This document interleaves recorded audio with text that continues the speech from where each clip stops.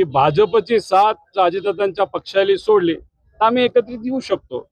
दादा सुद्धा शेवटच्या टप्प्यामध्ये तुम्ही बघितलं असेल, सामान्य लोकांच्या वतीने लोकांना आज ज्या काही अडचणी येत आहेत त्या मनामध्ये ठेवून भाजपच्या विरोधात बोलत होते। देशामध्ये 7-8 लाख कोटीपेक्षा जास्त खर्च ज्या गोष्टीसाठी झाला त्यातला 90% या कॉन्ट्रॅक्ट नाही या पाईप ह्या सगळ्या गुजरातच्या आहेत। तसंच रस्ते, तसंच मोठी कामं हे गुजरातल्याच कंपनीला तिथं दिलं झालं तर बजेट महाराष्ट्राचं, महाराष्ट्र तिथं लोन घेत चाललंय आणि मोठं कोण होत चाललंय तर गुजरातच्या मोठ्या मोठ्या कंपनी त्या ठिकाणी मोठ्या होत चालल्यात।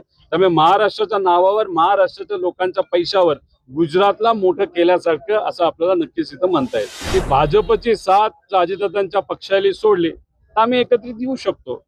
दादा सुद्धा शेवटच्या टप्प्यामध्ये तुम्ही बघितलं असेल, सामान्य लोकांच्या वतीने लोकांना आज ज्या काही अडचणी येत आहेत त्या मनामध्ये ठेवून भाजपच्या विरोधात बोलत होते।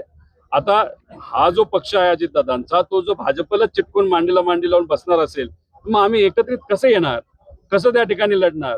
तसंच बारामतीमध्ये सुद्धा उद्या जाऊन जर महायुतीमध्ये तो पक्ष तिथं राहिला आणि त्यांच्याकडनं जर कुठेतरी पवार दिलं आणि इथून सुद्धा जर पवार देण्याचा निर्णय तिथं झाला का फक्त ते महायुती बरोबर, तर पवार विरुद्ध पवार हे होऊ शकतं। आता उद्घाटन आज झाल्यानंतर कदाचित उद्यापासून ती लिंक नाही तर तो जो रस्ता आहे सामान्य लोकांना वापरण्यासाठी तिथं दिला जाईल अशी अपेक्षा आपण करूया। फक्त श्रेयवादामध्ये वेळ न घालवता एकच एक गोष्ट सगळ्यात महत्वाची सांगतो, हे जे इन्फ्रास्ट्रक्चरचे नावं म्हणजे कामं महत्वाची असतात